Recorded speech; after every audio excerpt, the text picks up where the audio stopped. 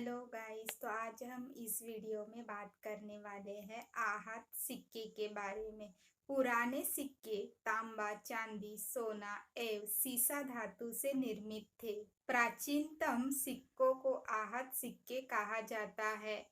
आहत सिक्के या पंचमार्क सिक्के 5वीं सदी के दौरान के हैं। इन सिक्कों पर हाथी, सांड, मछली, पेड़ एवं अर्धचंद्र इत्यादि के चिन्ह निर्मित होते थे। सर्वाधिक सिक्के मौर्य काल में निर्मित हुए, जो मुख्य रूप से तांबे, चांदी, सोने एवं सीसे के हैं।